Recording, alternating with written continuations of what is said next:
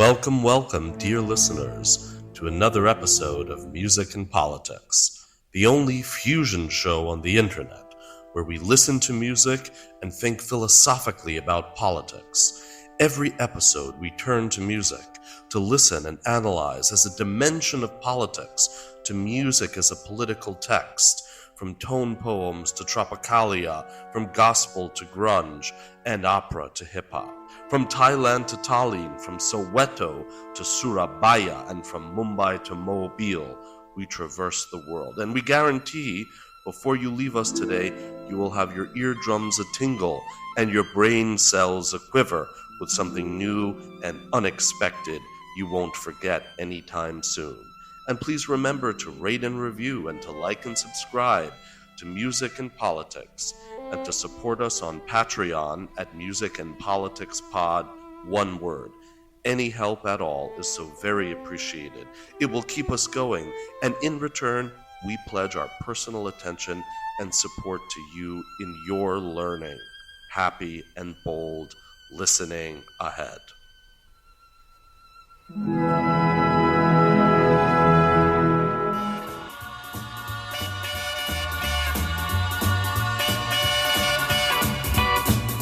Du gehörst mir, du gehörst mir, du gehörst mir, mir allein.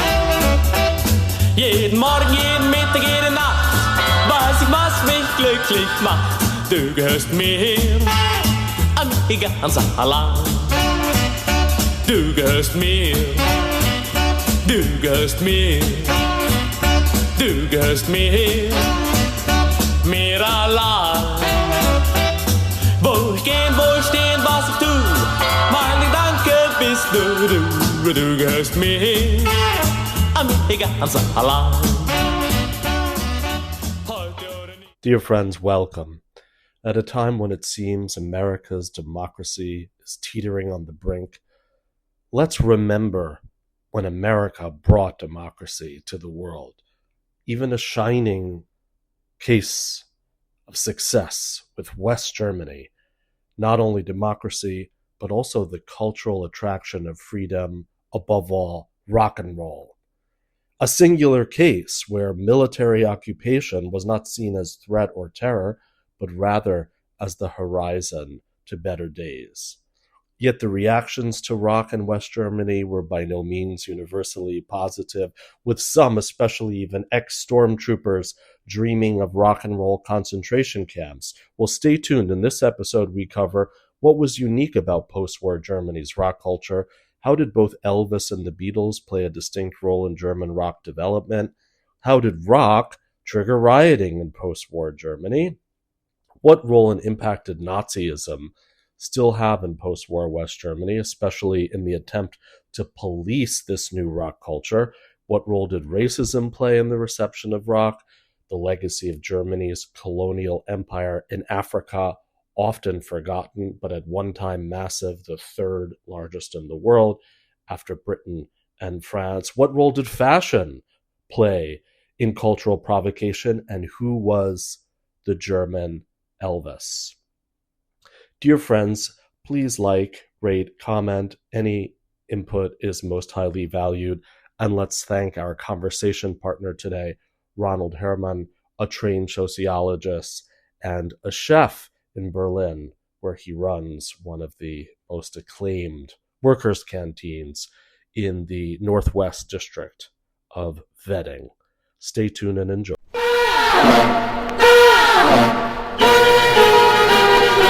Ich lauf dich schon seit Wochen nach. Wenn ich dich seh, dann werd ich schwach. Wie lange quälst du mich denn noch? Küss, küss mich doch. Küss mich doch. Baby, küss mich doch. Küss mich doch. Wenn ich dich seh, dann wird mir heiß, dass ich nicht aus und ein mehr weiß. Und das wird schlimmer noch und noch. Küss, küss mich doch. Küss mich doch. Oh, Baby, oh, küss mich doch. It's a great pleasure to have Ron with us today, talking about rock culture in Germany, more specifically West Germany, as part of American influence in the post-war era. We're very happy to have Ron with us. Please say a few words about yourself and your background as we begin. Hello, I'm Ron Herrmann. I grew up in West Germany, born in the early 60s, and specifically I grew up in Nuremberg in Franconia, and then I came over to Berlin for my studies. I'm a sociologist, and I was always concerned in a way with American culture since I can think in a way. And my, in a way, musical career started with listening to the Beatles, the first Beatles singles in the household of my parents. When they were out, we put it really loud. And then I discovered my love for rock and roll because I tried to get back, where does it come from? And then I discovered a radio show by a Bavarian guy, Georg or George Costa. He was named Rolling George because he was in a wheelchair. And he was a rock and roll enthusiastic, and he had a radio show in the evening once a week. And I was sitting there with my tape recorder and trying to get all this stuff from Chuck Berry to really more Elvis live broadcasts, whatever. He had a really big collection, and he had an idea of the history of rock and roll from blues, and he played even these kind of pieces and a bit of how jazz influenced it. And this was a really, really, from 10 to 12, I really, nearly every week with my tape recorder sitting before the radio and listening to this stuff and recording it. And really the first distorted guitar I heard from Link Ray, Comanche, things like that, and this infected me in a way. And just a quick question, because you mentioned the Beatles, was there an awareness that in a way their career started in West Germany and Hamburg, and that they had this long, did that play a role? Was that well known? That was not really well known, but if you get interested in that, and if you yourself started to be part of a youth culture, then you, of course, you did know it, and you looked for the early recordings at the Star Club in Hamburg, and so it went on. And can you say something about the area of Germany that you're from, more specifically, or contrast with Hamburg, let's say, because in Bavaria and Nuremberg. And growing up in Nuremberg meant to grow up in a middle, not so big city. Munich was the biggest city in Bavaria, and it was a really conservative region, but Nuremberg had a working class tradition. Anyhow, we had also the party rallies of the Nazis, which was a really complicated historical thing. Nobody really could deal with that in the 60s, 70s. And so it was a kind of, compared to Berlin or Hamburg, more milieu of social constraint, I would say. And it's interesting because I think Hamburg was in the British zone and Bavaria was the American zone. So the Americans were so important with the radio stations. Were there any Americans around? Did you see Americans? I see a lot of Americans. We quite close to Nuremberg. There was a kind of GI station, how would you say? Base. GI base, and we had the radio station AFN quite close, and there where some Germans worked for the GIs at these stations, and there were these PXs where you could get records and so on, if you had some who knows one who works there. So this was quite important, and there was a discotheque um, at close to the Nürnberg Hauptbahnhof, called in the 70s to the 80s, called Superfly. And Hauptbahnhof is main station. Is main station, yeah, is main station, of course, yeah. And there a lot of GIs went out for dancing. It was the early time of funk, disco, and when we were about 16 or so, we were so glad when the big black man who stand at the door let us in to have some dancing. So they would let like German teenagers into the soldiers' dancing bars. Okay. Yeah, and it was officially for everybody, but it was in a way run by mostly American DJs, and so this was. So you mentioned Link Ray and Comanche. Where does the story go from there in terms of developing an awareness of rock and roll, what rock and roll signifies musically, and what was it about the sound that made it captivate? Yeah. Now I would say, as a guy who then came to punk, this was for me a kind of pre-punk thing, proto-punk thing, because it was so raw, and this was really sitting in front of the radio and listening to this raw sounds of guitar distortion. In early rock and roll, you have the Chuck Berry riffs, and that was, in a way, prepared a way of collecting this kind of music, which is in a way quite direct to your heart, to your. It was raw energy for a young boy or girl. This was a good way to express themselves in dancing or acting with others in groups. And how does it compare? Like, what was non-American music? What was German music? What was Bavarian music? How was it different?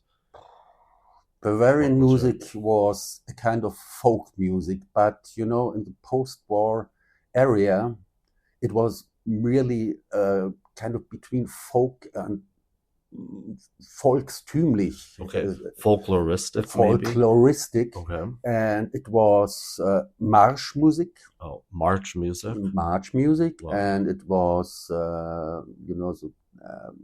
kind of, and the elder generation, still a war generation, listened to that, and that was not our music in a way, and we couldn't identify with that. What did you think about it, about this Bavarian march folk music? Now I would look at it more differentiated, because there are, if you get into music, you get also into folk music, and then you will find that also in Bavaria there was a kind of anarchic folk music from the 20s on. This was in a way oppressed by the Nazi regime. Mm-hmm. And if you rediscover that it's nice too. But this normal, official kind of Marschmusik or Blasmusik was for us terrible. Can you describe Blasmusik? What is Blasmusik? Blasmusik, how do you say, to bläser, trombones, and everything? Brass. So I guess brass music instruments, but very traditional, and in a way in the 50s and the 60s, kind of also Heimatfilm music, which was between folkloristic and Schlager. And if you German radio stations listen, you didn't find any jazz, any rock and roll normally. That's changed in the 60s. So how do we describe Heimat films? This idea, this word, German concept, Heimat, and Schlager. What are they, and do they go together? And if so, how? They go together, and this constructed a kind of clean world that doesn't know anything about National Socialism. It was, especially in Bavaria, movies in the mountains, or the Sissi filme, and just said everything is okay, and it's a really clean and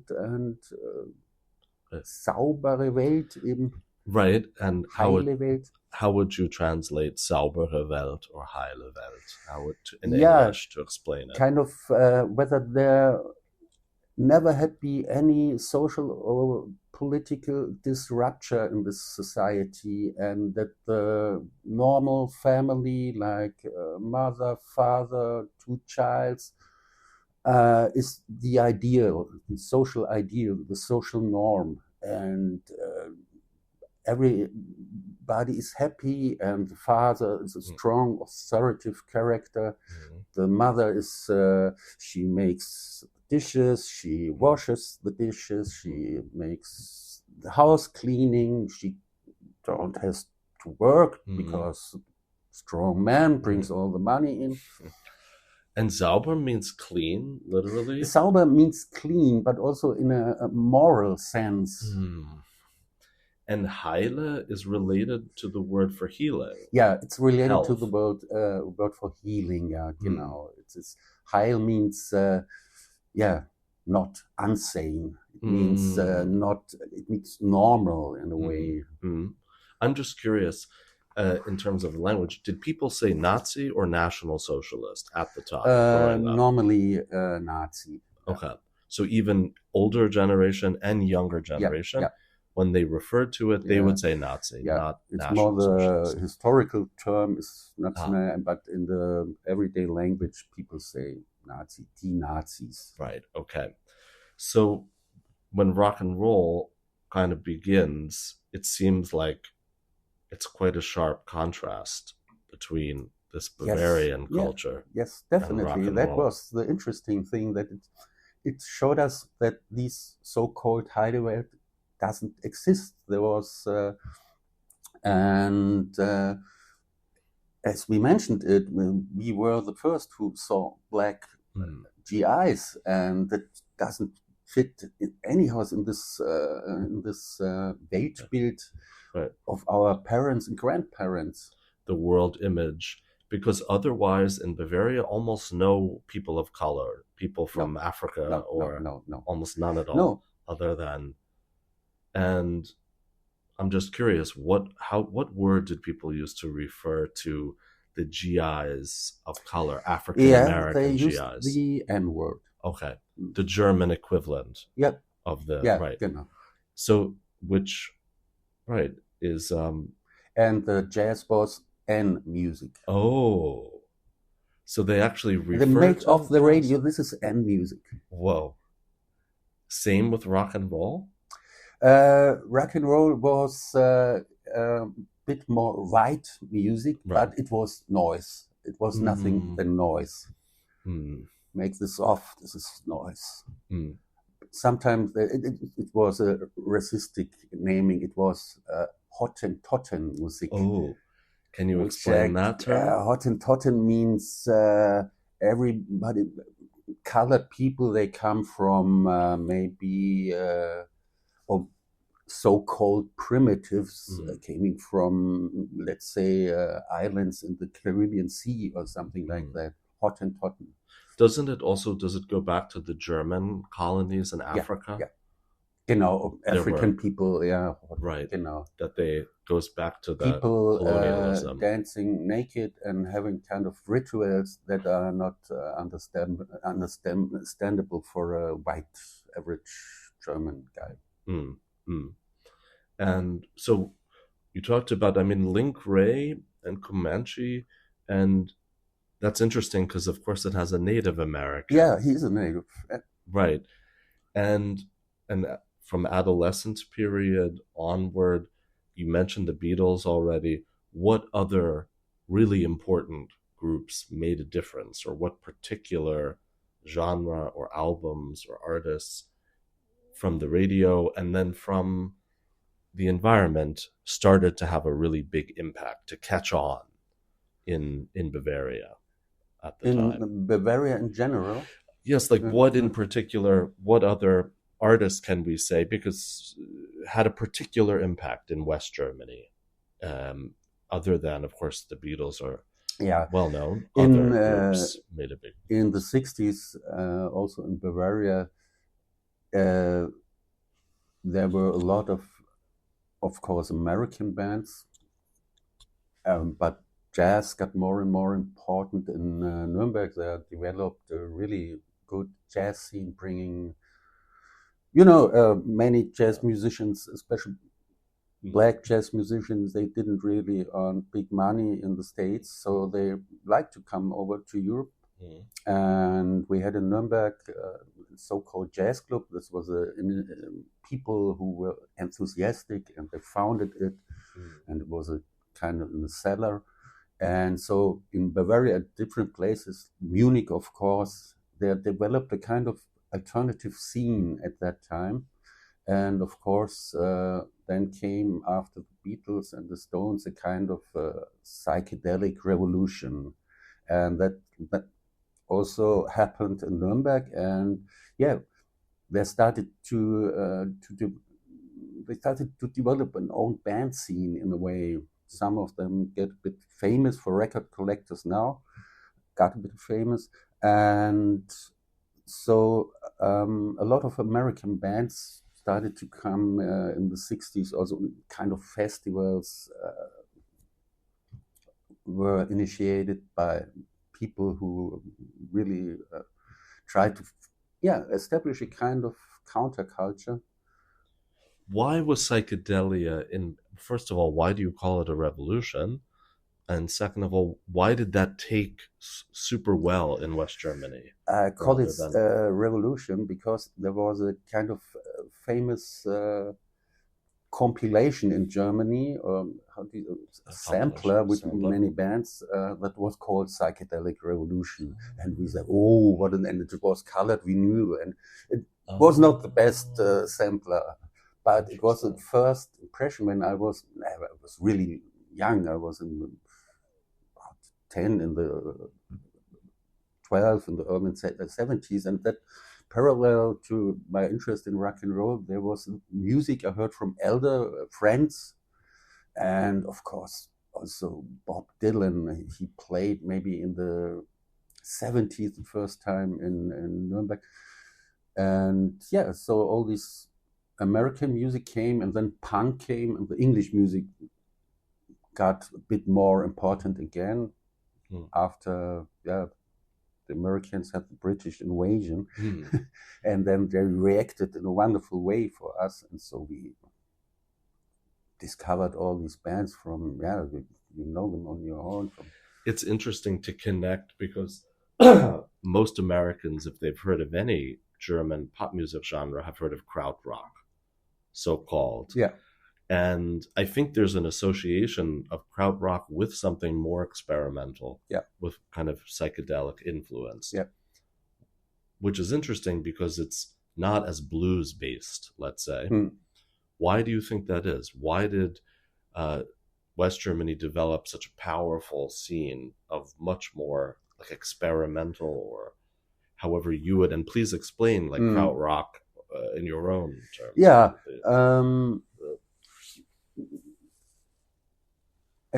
Two things happened in a way. There was this kind of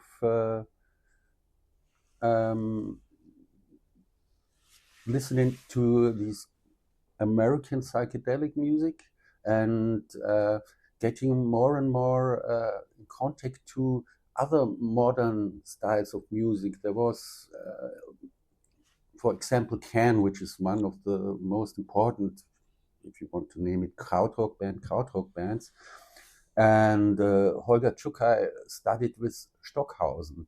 So they got an idea of early electronic, modern, more arty music, and tried to experiment with, kind of experimental music and experiments with that. And on the other side, it was a political movement too at the same time, the 60s students' revolution in Berlin, Munich, elsewhere. And so this was a kind of social experimenting too. I never would say these krautrock bands, some of them were really political bands, but there was this kind of feeling that you have to establish new structures socially or musically. And I think bands like Can, or in Berlin it was a band called Agitation Free, and they really, when you listen to them, when they're telling about their experiences, it was kind of the feeling everything can happen now, because society now gets open after all these post-war. Also, it was a society full of constraints, and then the people experience there can be more. And so I would say it's interesting to think about that, the like American radio stations, and of course, you know, they're soldiers, military. I mean, they have guns, they have weapons, I guess, and young people who, especially, you know, are famous, don't love cops, and yet here you have soldiers with weapons. And like, were they not scary or frightening, and not seen as like a foreign army that's occupying us? Definitely not. Even in the generation of my parents, they were born in the 30s. There was always the feeling that they brought us, in a way, freedom, with all critiques and all still strange political Ansichten, how do you say? Perspectives or ideas, right? This was always clear that in a way brought us freedom. And for us, or for the generation before my generation, who grew really up in the 60s or in the mid 50s,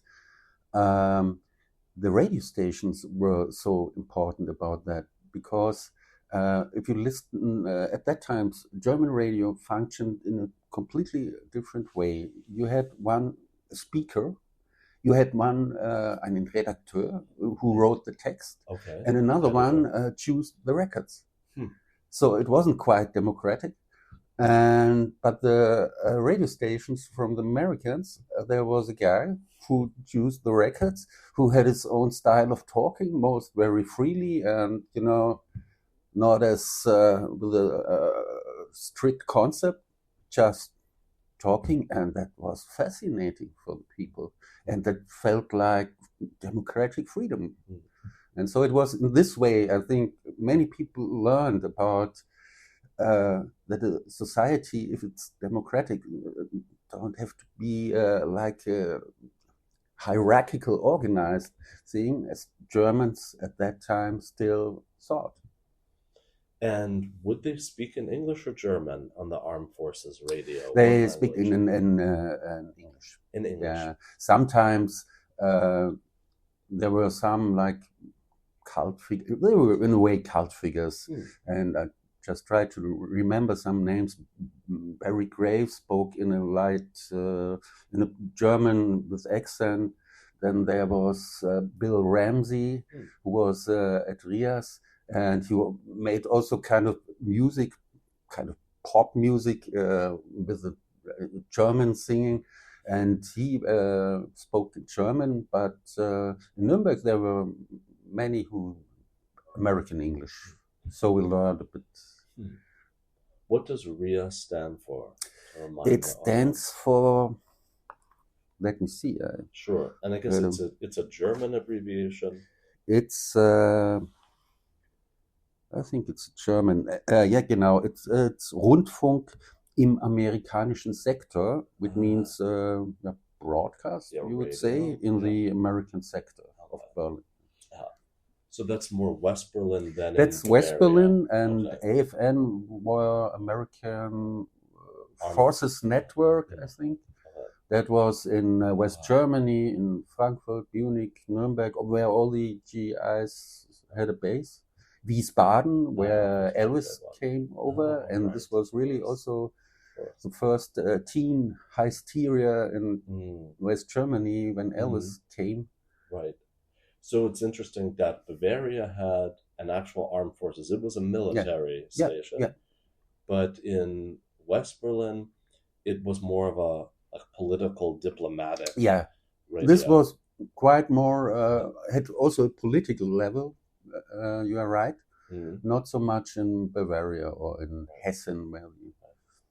But Bavaria actually does share a border with the Eastern Bloc. Yeah. With East Germany. And I mean, one other question about the early kind of audiences is about the gender. Like, how were the balance between boys and girls, so to speak? Early rock and roll was male dominated, definitely. And the Americans were male. And there were, but also girls in groups who were wearing petticoats, rock and roll girls in a way. And they also had a kind of, their own subculture, but it was more separated. And we talked about the halbstarken Krawalle. Can you explain that, please? Yeah. And so in the 50s, we had a lot of young guys hanging around from the 50s to the 60s in the cities, and they were without fathers because the fathers were lost in the war and killed in the war, and the mothers had to get the income, and the so-called Trümmerfrauen, they tried to build up Germany again, the making out of the ruins something new. And all these guys grew up playing in the ruins, having no father and having a lot of time and freedom. And so they hang around together and try to provocate the institutions like the police, and which was at that time really quite fascistic still. It's interesting to say more about that because the West German police at the time, if you had, let's say, a career beforehand in the stormtroopers, the brown shirts, so to speak, the SA, for people who know that, it was not a disqualification to be a police officer after the war. No, definitely not. In my studies, I researched a bit about the police in after-war times and the subcultural youth movements, and it was really like that. There existed some internal newspapers, magazines for police, and you could read in there about how they want to deal with these kind of people, and you find it's full of racistic words and full of Gewalt feiern. How would you say that? Wow. It's a against great term. These people, right? I mean, celebratory violence. Yeah, and you really, I remember some phrases of a guy who describes his action in a kind of demonstration or kind of these Halbstarke hanging around trying to make some stress for the police, and he describes how he loves to go with his Polizeiknüppel on these people, and really enthusiastic about how they... So it's a truncheon, it's a club, a whip. It's like a... Right. And to go back, exactly what does Halbstarke mean in German, and why was this term applied? Halbstarke means... stark means strong or strength in a way, and halb means half, because they were juveniles, not really a grown-up man. And so it really early, this term started to exist in the 1905 or so. The 50s, do you mean? Or No, 1905? in, Oh, in 1905. really early 20th Oh, century. And there, these phenomena first was, I think, by Jurist, was described as lawyers. young boys hanging around and trying to provocate the state or the system. And it was lost in the way in the National Socialism. And with this kind of rock and roll youth, dressed in jeans and with a strange behavior for most of the people and provocative, it came back as a term. And so these kind of, in the 50s, we had really many these kind of rebellious action. And I remember the first Bill Haley tour in West Germany caused at the gigs, at the concerts, really people crazing out from the music. And this was called the so-called Halbstarkenkrawalle in the newspapers. And Krawalle's riot. Is riot, genau, is a Right. riot. Mhm.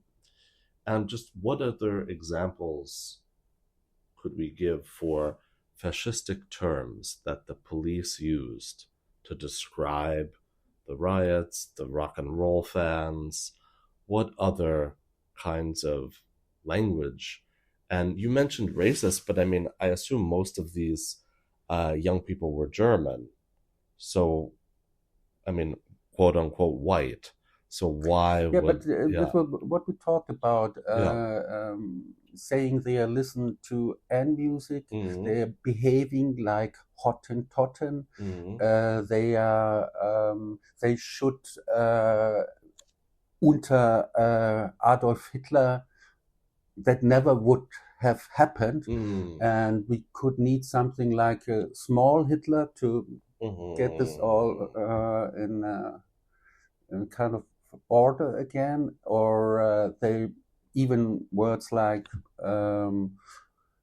they should be sent to a concentration camp. They should you got the hairs got longer, and they should go to a concentration camp. They will get cut their hair. And well, that about does it for us. We hope you enjoyed the show. Thank you for tuning in, our dear listeners. Please remember to rate and review and to like and subscribe to Music and Politics, the only show on the internet that combines musical grooves with philosophical insights from all around the world. Please do send any questions, thoughts, comments, and suggestions to musicandpoliticspod@gmail.com. That's one word lowercase, musicandpoliticspod. And please do find us out on Patreon. Again, at Music and Politics Pod, one word lowercase. There you can support us to keep us going to see another day. And in exchange for the cost of an overpriced cup of coffee, we will provide curated readings and playlists from what you have already heard and where you can go next on your own journey into music and politics. Fare thee all so well.